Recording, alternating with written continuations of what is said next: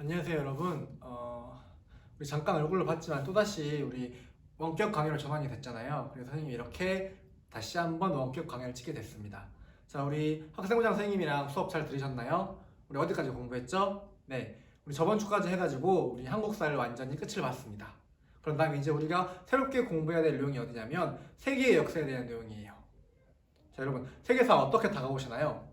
네, 그렇죠. 세계사는 굉장히 복잡하고 어려운 내용이야 라는 생각을 많이 가지고 계실 겁니다. 맞아요. 세계사는 왜 굳이 배워야 되는 걸까? 한국사만 잘 알면 되는 거 아니야? 라고 생각하시는 분들도 굉장히 많을 것 같습니다. 그런데 왜 우리가 세계사를 배워야 될까요, 여러분? 선생님은 처음에 공부를 할 때요, 역사를 왜 공부할지에 대해서 의문을 가졌습니다. 역사를 공부하면 뭐가 좋을까? 공부를 하다 보니까 깨달은 게 있는데요. 자, 여러분, 역사를 공부하게 되면요, 어떻게 되냐면 여러분들이 장차 커가지고요, 세상을 어떻게 바라보는지, 세상이 어떻게 이루어져 있고, 우리가 세상을 살아가면서, 성인이 돼서 살아가면서 어떤 선택을 하게 될 때 그 선택에 도움이 될 만한 여러 가지 안목들을 제공합니다. 그리고 우리는 역사 이해를 통해서 이런 안목들을 이해하게 되는 거죠. 그래서 역사를 배우는 게 선생님은 대단히 가치 있는 일이라고 생각을 합니다. 자, 그렇다면 역사 중에서 한국사를 배웠죠, 우리가. 한국사를 배우는 이유는 뭘까요? 그렇죠. 내가 누구인지 알기 위해서 한국사를 공부하게 되는 겁니다, 우리는. 자, 세계 속에서 태어난 내가 나의 뿌리가 무엇인지 그걸 알기 위해서 한국사라는 과목, 역사를 공부하게 되는 거죠. 그럼 더 나아가서 한국사를 공부했다면 우리 이제 세계사를 공부해야 되는데 세계사는 왜 공부해야 될까요, 여러분? 자, 한국사가 내가 누구인지를 깨닫게 해주는 학문이라면 세계사는 뭡니까? 세계 속에서 내가 어떤 존재인지를 알려주는 게 세계사라는 과목입니다. 쌤 개인적으로 세계사를 굉장히 좋아하는데요. 세계, 자, 우리 글로벌 사회라고도 부르죠, 여러분. 우리가 커가지고 성인이 됐을 때 우리는 더 이상 한반도, 대한민국 내에서만 활약하는 게 아니라 세계를 무대로 활약하게 될 기회가 분명히 있을 겁니다. 자, 그럴 때 세계의 역사에 대한 기본적인 이해가 있다면 여러분이 조금 더 일을 해 나가는데 도움이 되지 않을까 싶어가지고 세계사를 가르치게 됐어요, 여러분. 게다가 우리가 고등학교를 가게 되잖아요. 그러면은 세계사를 접할 수 있는 기회가 어떻게 보면 세계사라는 독립된 과목을 선택하지 않는 한 세계사를 공부하는 마지막 시기가 바로 이 시기입니다. 중학교 3학년의 마지막으로 세계사 공부를 하게 되는데요. 그렇기 때문에 선생님은 조금 더 사명감을 가지고 즐겁고 재밌는 세계사가 되도록 하기 위해서 가르쳐야겠다라고 결심을 했고요. 자, 우리 맨 처음 바로 내용 들어가는 게 아니라요. 우리 2학년 때 이예빈 쌤이랑 같이 세계사를 공부했죠. 근데 물어보니까 여러분 되게 기억이 가물가물하다고 하시더라고요. 그래서 본격적으로 교과서에 나와 있는 근대의 세계사를 공부하기 전에 앞서가지고 그 전에 근대 이전의 시기에는 세계사가 어떻게 전개됐는지 이렇게 지도를 그린 다음 세계사의 전개 과정에 대해서 간략하게 개관하는 형식으로 이야기를 해보려고 합니다. 선생님이 되게 허접한 실력이지만 이렇게 세계 지도를 그려봤습니다. 자, 우리나라 어디 있을까요, 여러분? 여기에 있겠죠. 그래서 우리나라 중심으로 세계 역사가 어떻게 전개되는지에 대해서 우리 이야기를 해보도록 합시다. 자, 그 전에 앞서가지고요, 우리 지명들 좀 알고 가봅시다. 오케이? 자, 갑시다. 자, 먼저 첫 번째, 우리나라 어디 있어요, 여러분? 여기 있죠, 여러분. 우리나라 여기 있고 영토 분쟁지인 북도까지 그렸습니다. 자, 우리나라의 오른쪽에 어느 나라가 있습니까? 바로 일본이 있습니다. 일본은 보는 것과 같이 4개의 섬으로 구성된 나라예요. 아래쪽부터 규슈, 호인슈, 시코쿠, 홋카이도라고 4개의 섬으로 만들어진 섬 나라이기도 합니다. 그 오른쪽에 뭐가 있죠, 여러분? 광활한 대륙에 중국이라는 나라가 있습니다.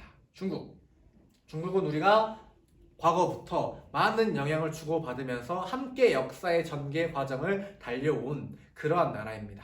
중국의 영토는 이렇게까지가 중국의 영토라고 보시면 됩니다. 아시겠죠? 굉장히 넓은 지역을 차지하고 있는 나라가 중국이 되는 겁니다. 자, 중국 아래쪽으로 가볼까요, 여러분? 여기 아래쪽에 무슨 나라들이 있을까요? 그렇죠. 우리 요즘에 동남아시아로 해외여행 코로나 터지기 전에 많이 가셨죠. 여기 뭐 베트남, 뭐 캄보디아, 리오스 같은 나라들이 있습니다. 살짝 오른쪽으로 꺾으면 뭐가 나와요? 여기는 긴 나라 말레이시아가 나옵니다. 말레이시아 아래쪽에는 싱가포르도 있고요. 그리진 않았지만 여기 뭐가 있습니까? 여러 개의 섬으로 구성된 인도네시아도 있고 이쪽에 뭐도 있어요? 필리핀도 있습니다. 자, 오른쪽으로 또 가볼까요? 자, 여긴 뭐가 있을까요? 그렇죠. 태국이 있습니다.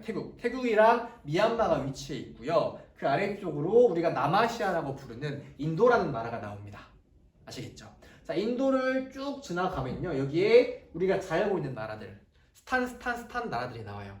아프가니스탄, 뭐 키르기즈스탄, 뭐 카자흐스탄 이런 나라들, 중앙아시아에 위치한 나라들이라고 합니다. 이 중앙아시아에 여러 스탄 나라들이 나옵니다. 그 오른쪽으로 좀만 더 가면은 우리 아라비아 반도가 나오네요, 여러분. 아라비아 반도. 우리가 재작년에 개봉됐죠. 어떤 영화가 있었어요? 아라비안 나이트 맞나요? 그 진이 나오는 거. 그 아라비안 나이트를 배경으로 했던 지역이 바로 아라비아 반도입니다. 아랍인들이 사는 땅이란 뜻이에요. 자, 이 아랍에서는 어느 나라들이 있어요? 중앙에 위치하고 있는 사우디아라비아, 뭐 이쪽에 예멘이라든지 오만, 아랍에미리트 같은 나라들도 있고요. 그 오른쪽에는 페르시아라고 부르는 이란, 그리고 그 왼쪽에는 지금 우리가 이라크라고 부르는 나라가 있습니다. 자, 이어서 조금 더 왼쪽으로 가봅시다. 어느 대륙이 나오죠? 아프리카 대륙이 나옵니다.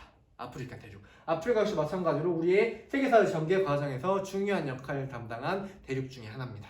자, 세계사. 아프리카가 나오고요. 그 위쪽 봅시다.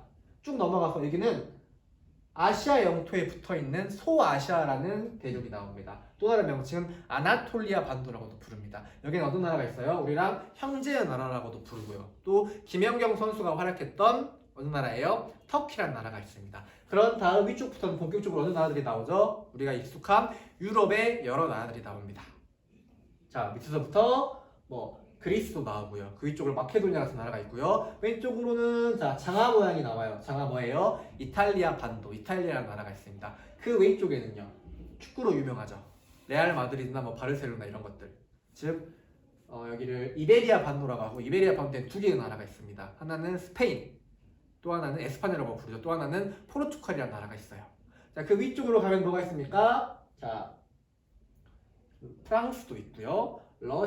독일도 있고요. 그 옆에 폴란드도 있고, 오스트리아도 있고, 위쪽에 섬나라가 뭐예요? 영국이 되는 겁니다. 그 위쪽으로는 발트 3국이라고 해서 핀란드, 노르웨이, 스웨덴까지 이렇게 나라들이 있는 게 세계 지도입니다. 선생님이 아직 아메리카 대륙은 그리지 않았습니다.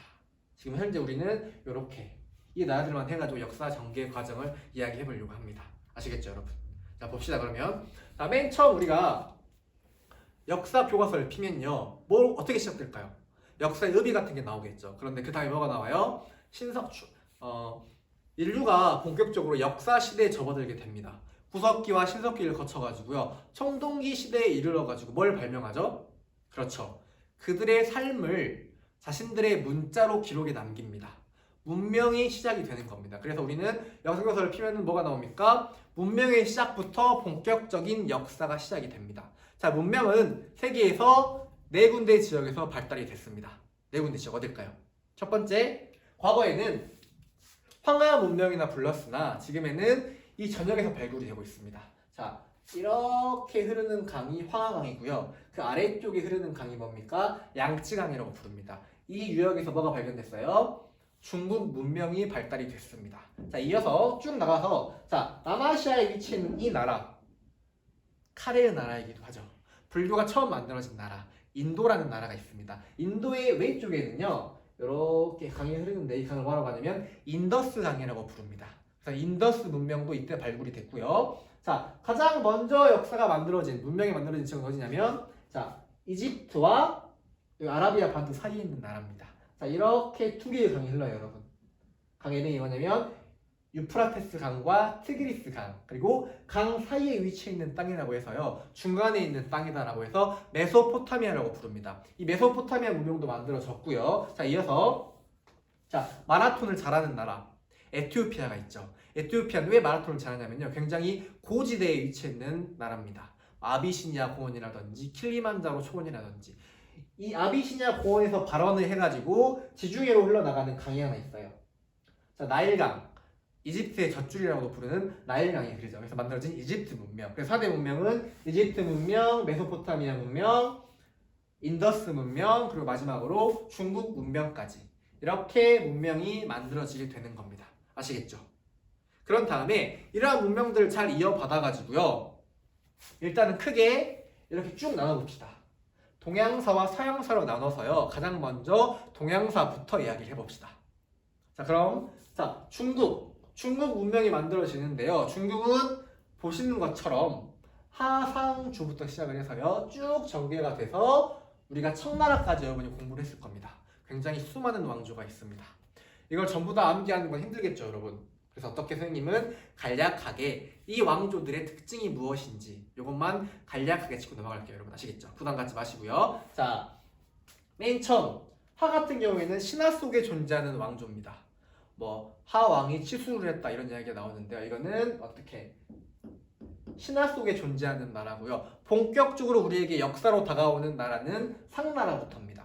상나라의 또 다른 명칭은 은이라고도 부르는데요. 상나라는 뭘로 나왔을까요? 중국 문명을 담당한 국가였습니다. 자, 여러분 문명을 만들기 위해서는 뭐가 필요하다고 했죠?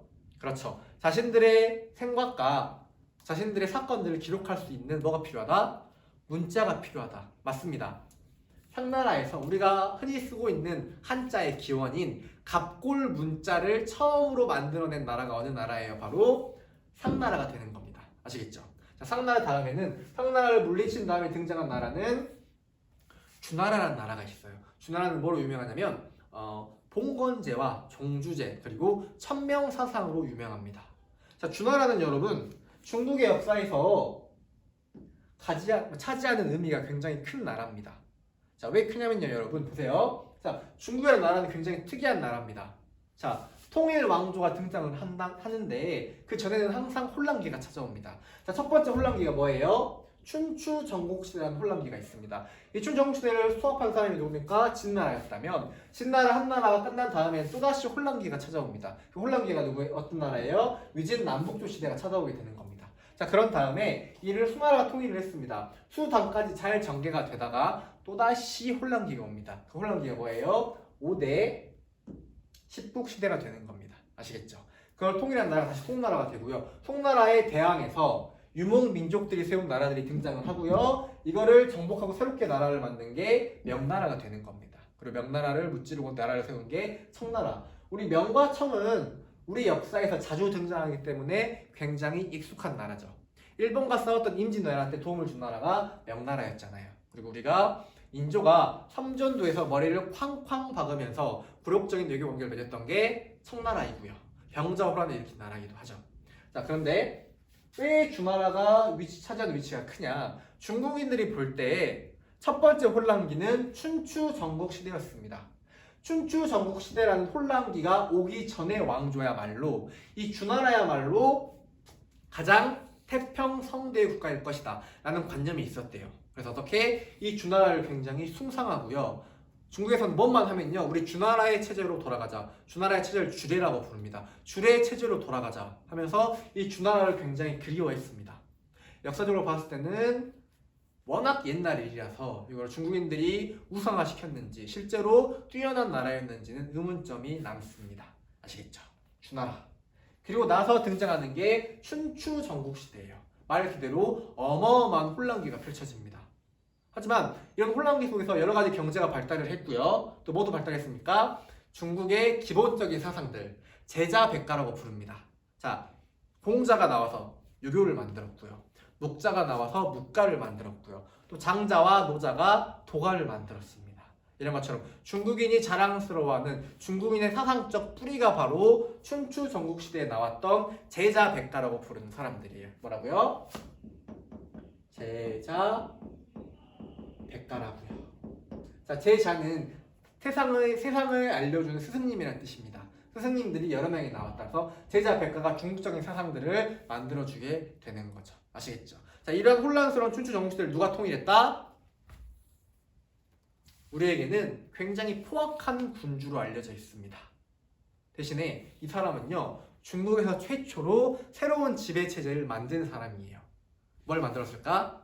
그렇죠. 황제 지배체제. 황제란 단어를 처음 쓴 사람이 누구예요? 진나라의 황제였던 진시황제가 되는 겁니다. 시황제는 처음으로 황제라는 말을 썼고요. 이거를 몇 년 동안, 무려 2000년 동안 유지되는 그 황제 지배체제의 첫 스타트를 끄는 사람이 누구예요? 진나라의 시황제가 되는 겁니다. 이 진시황제 같은 경우에는요, 뭘 숭상했냐면요, 제자백가 중에서 법으로서 백성들을 통치하는 법가 이념이 있습니다. 이 법가 이념은요, 굉장히 조금은 잔인했어요.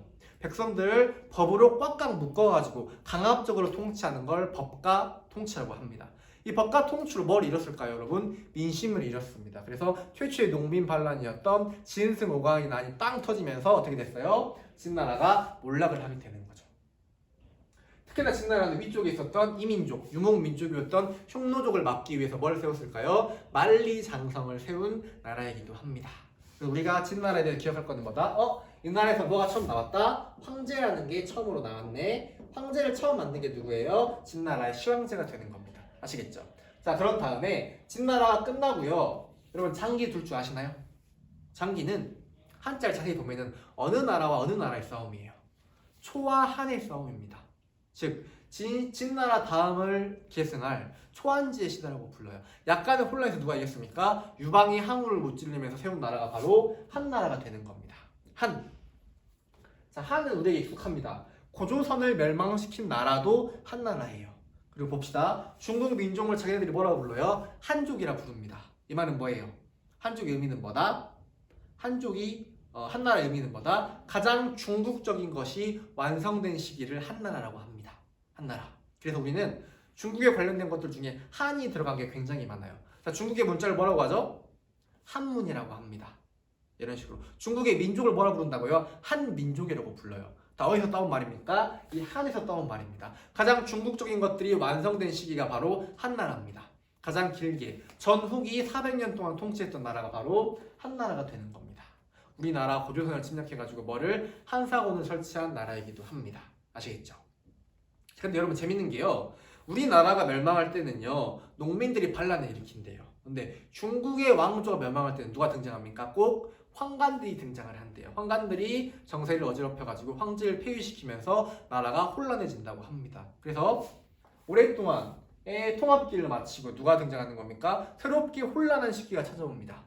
자, 뭐의 시기? 유비와 조조와 손견이 천하를 두고 싸웠던 삼국지의 시대가 펼쳐지게 되는 겁니다. 그게 뭐예요? 위진남북조 시대예요.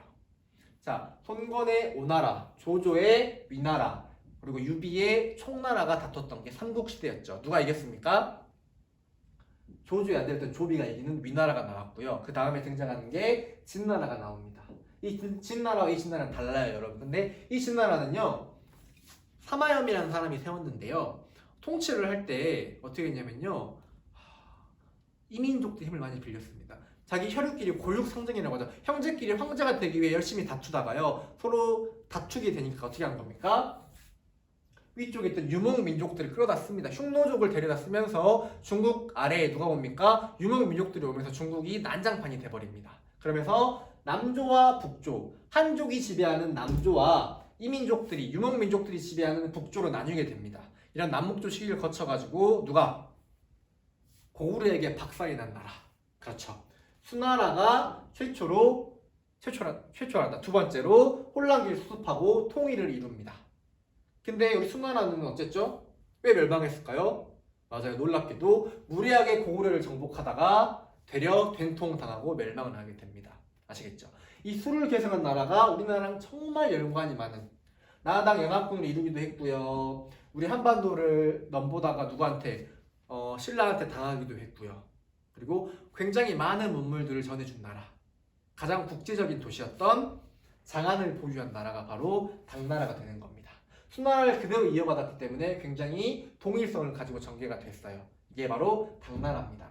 당나라가 누구의? 황간의 다툼으로 멸망한 다음에 또다시 혼란기가 옵니다. 그 혼란기를 5대 19개라고 불러요. 이 5대 19를 누가 다스렸다? 송나라가 다스립니다. 자, 특히나 당나라 시기에는요, 나라를 다스리는 부병제가 무너지면서요. 부병제는 뭐냐면 일반 백성들에게 땅을 준 다음에 그들을 군인으로 쓰는 걸 부병제라고 합니다. 이 부병제가 무너지면서 어떻게 됩니까? 용병을 고용합니다. 사병이 생기기 시작해요. 그러면서 만들어진 직책이 뭐냐면 사병들을 통괄하는 사람을 절도사라고 부릅니다. 이 절도사 체제가 만들어지면서 당나라가 굉장히 혼란스럽게 바뀐 거예요, 여러분.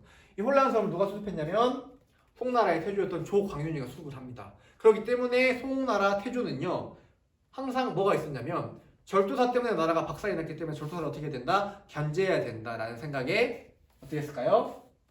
철저히 절도사를 부르고요, 문을 중심으로 문치주의로 나라를 운영해 갑니다. 여러분, 문인들만 데리고 정치하면요, 정치가 잘 될까요? 물론 잘 되겠지만 결국 나라를 운영하는 데 필요한 건 공부하는 사람도 필요하지만 나라를 지켜줄 수 있는 군인들도 필요합니다. 근데 이 군인들의 싹을 잘라버렸기 때문에 이 나라는 어떻게 했을까요? 계속해서 겉에 있는 유목 민족들에게 괴롭힘을 받을 수밖에 없습니다. 그래서 요 나라, 거란족이 세운 나라가 요 나라고요. 여진족이 세운 나라가 금나라. 그리고 우리가 잘 알고 있는 고려랑 다퉜던 몽골이 세운 나라가 원나라가 되는 겁니다. 이 세 개의 나라에 대해서 투닥투닥 싸우다가요. 심지어 이 나라는요. 돈으로 평화를 산 나라입니다. 그래서 한참 열세를 못 이기다가요. 자, 북송은 금나라에 멸망을 당하고요. 자, 멸망하지 않고 도망칩니다. 남쪽으로요. 그래서 남송이라고 부르는 남송은 누가? 원나라가 멸망을 시켜버리고 원나라가 중국 전역을 지배하는 시대가 와버립니다. 그리고 우리나라도 연관이 굉장히 많죠. 고려시대 때 원나라랑 다퉜으니까요. 특히 공민왕이 원명 교체기 때 개혁 정책을 실시한 건 기억하시죠, 여러분? 그래서 원나라를 무찌르고 새롭게 등장한 한족들, 유목민족이 아니라 이민족이 아니라 한족들이 세운 나라가 명나라가 되는 겁니다. 그리고 명나라 다음에 등장하는 게 청나라가 되겠죠. 그래서 아마 우리는 청나라까지 여러분 2학년 때 공부를 하신 걸로 선생님이 이해를 하고 있습니다. 이렇게 해서 중국사가 쭉 전개가 됐다면 좀 넘어가서 가깝지만 먼 나라 일본이 나옵니다. 일본의 역사는 여러분에게 굉장히 어떻게 해요? 익숙하지 않을 겁니다. 자, 우리나라로 치면 신석기 구석기 시대라고 부르는 조문 야오 시대를 거쳐가지고요. 삼국시대에 같이 교류했던 야마토 정권, 그리고 야마토로 이어서 이쪽에 있는 오사카 위쪽에 나라라는 지역에 수도를 세운 나라 시대, 나라에서 수도를 어디로 옮깁니까? 교토로 옮겼던 헤이안 시대, 그리고 이 가마쿠라부터 에도 막부까지는 자, 이 시기까지 누가 지배했을까요? 자, 그들의 왕을 뭐라고 부르냐면 천황이라고 합니다. 자, 천황이 지배했다면 이 시기는 누가 지배합니까? 장군들. 이 막부가 뭐냐면요, 여러분, 장군의 진영이란 뜻이에요. 지금 뭐가 지배합니까? 쇼군들이 지배합니다. 쇼군은 정의 대장군이란 뜻입니다. 쇼군이요, 이거는 지역 명칭을 말해요. 이 막부가 세워진 지역을 가마쿠라라고 해서 가마쿠라 막부라고 합니다. 이 막부가 만들어져서 쇼군 밑에 누가 들어오는 겁니까? 자, 영주들이 있고요. 그 영주들 밑에 뭐가 있어요? 우리가 잘 알고 있는 칼 찾는 사람들, 사무라이들이 있습니다. 이러한 군사적 봉건제를 만들었던 게 일본의 역사 전개 과정입니다. 자, 가마쿠라 막부를 세운 미나모토노 요리토모라든지 또 무로마치 막부를 세운 아시카가라든지, 그리고 이 잠깐의 전국시대를 통일한 사람이 누구예요? 우리에게 익숙한 임진왜란때 쳐들어온 도요토미 히데요시라든지, 도요토미 히데요시를 무찌르고 새롭게 쇼군이 된 사람이 누구예요? 도쿠가와 이에야스가 열었던 에도 막부라든지, 에도는 지금의 도쿄고 위치는 자, 이쯤에 있습니다, 여러분. 아시겠죠? 이런 시기를 거쳐서요, 역사가 전개가 됩니다. 자, 일본은 누가 지배했다? 쇼군이 지배했던 굉장히 군사적인, 군인이 통치했던 시기라고 부르면 됩니다. 아시겠죠? 쇼군 지배체제 또는 막번 체제라고도 합니다. 자, 쇼군이 있는 데를 막부라고 하죠. 막부와 영주들이 지내는 곳을 번이라고 합니다. 그래서 막번 체제라고도 불러요, 이거를.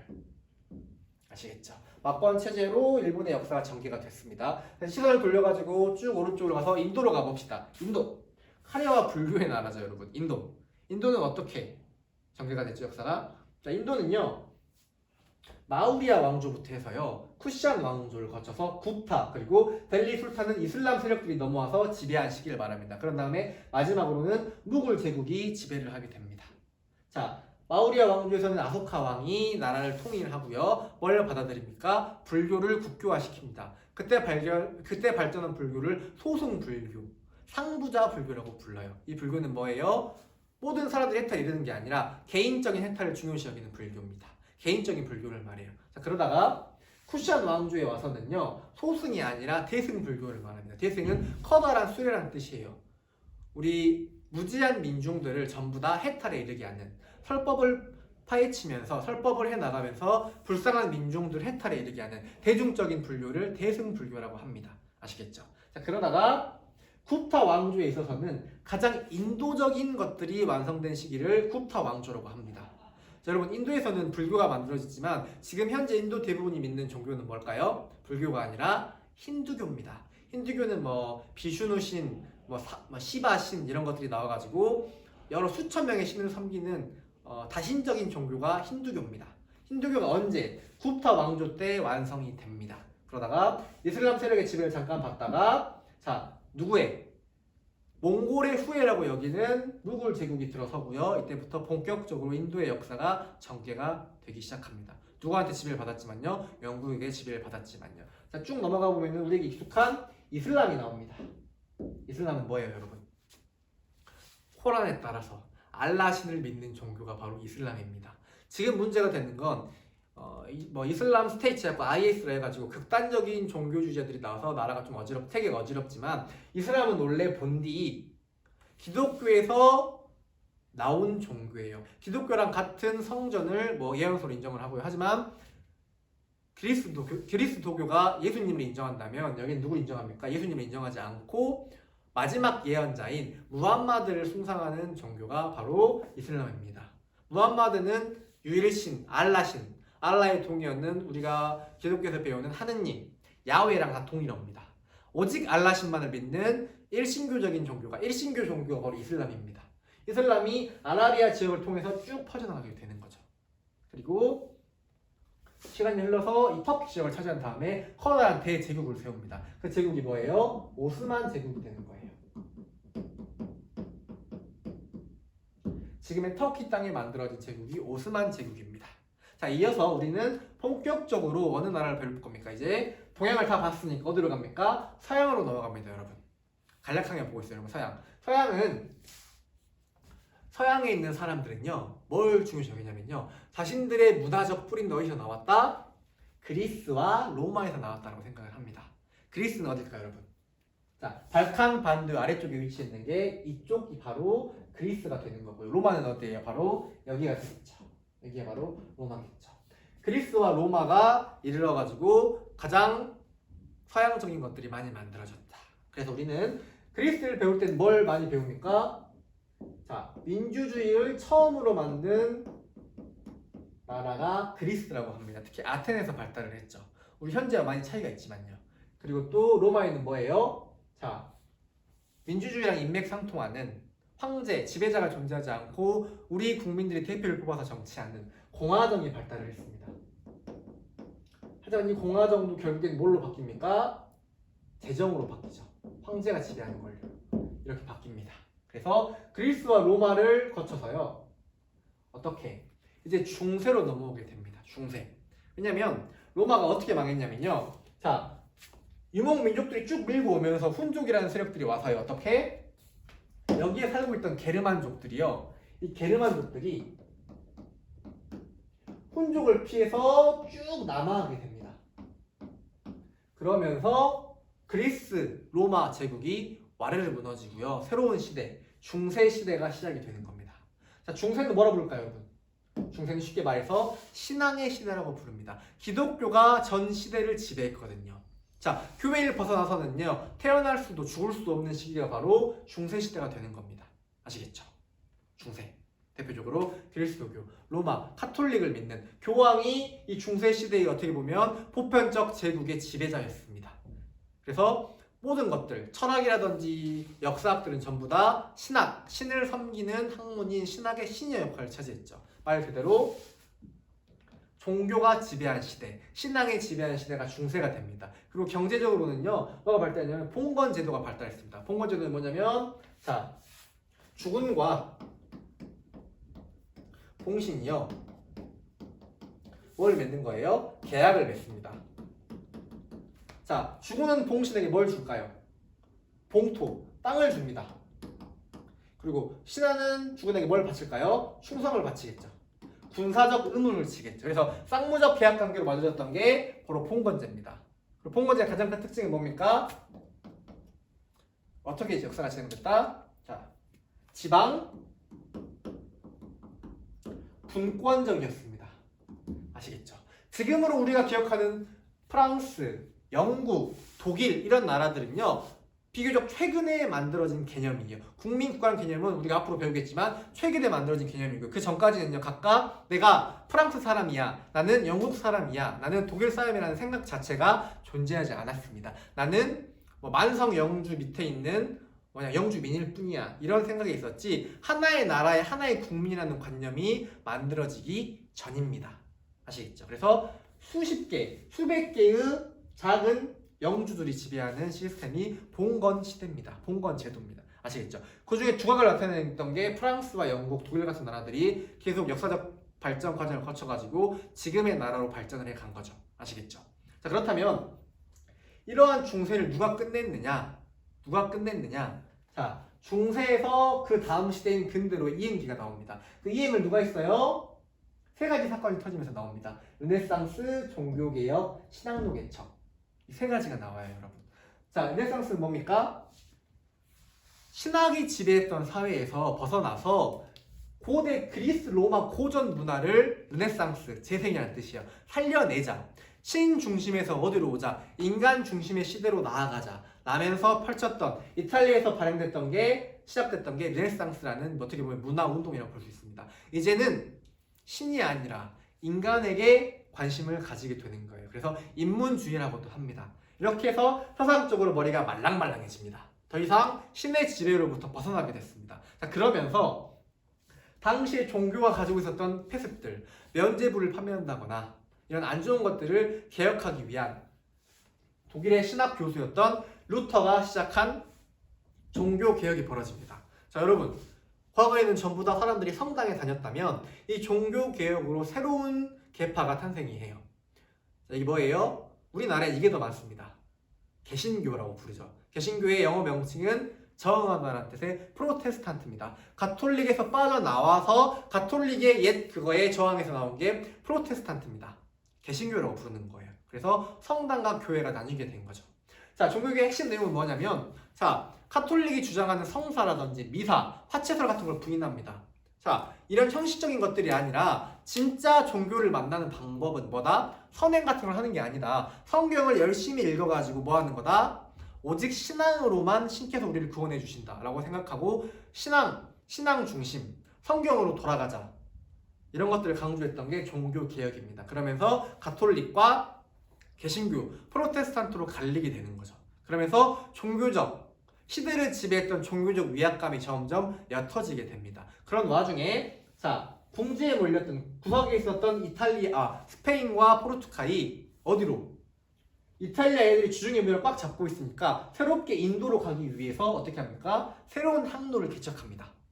그래서 맨 처음에는 출발해서 자, 남아프리카 희망봉을 거쳐서 어떻게 합니까? 드디어 어디까지 오는 거예요? 인도까지 새로운 항로를 개척했습니다. 더 나아가서 마젤란이라는 사람은요, 이렇게가 아니라 직진하면 어떨까라고 해서 세비야에서 출발해가지고 이렇게 가가지고 최초로 세계 일주를 하게 됩니다. 콜럼버스가 이 시기에 뭘 발견했어요? 아메리카 대륙을 최초로 발견하게 되는 거죠. 신대륙 발견, 새로운 항로 개척이 바로 이 시기에 벌어집니다. 자, 이런 것들이 맞물려서요, 뭐가 됩니까? 초기 근대의 모습이 등장하는데 그 초기 근대의 모습이 뭐예요? 절대 왕정 시대가 등장을 합니다. 이제 비로소 지방으로 부러졌던 권력들이 어디로 오는 겁니까? 중앙으로 모이기 시작합니다. 중앙 집권이 되면서요, 절대 왕정이 만들어지게 되는 겁니다. 아시겠죠?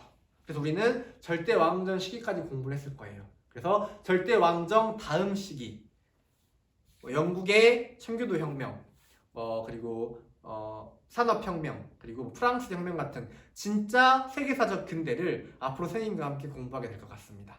아시겠죠? 너무나 많은 내용을 짧은 시간 안에 여러분에게 설명드리느라 조금은 말 빠르게 한 것 같기도 한데요. 자, 이런 과정을 통해서 세계사가 전개가 됐고요. 자, 이걸 토대로 해가지고 어떻게 우리가 앞으로 배울 세계의 역사가 전개가 된다라고 이해하시면 편할 것 같습니다. 자, 이번 수업 듣느라 대단히 고생 많으셨습니다.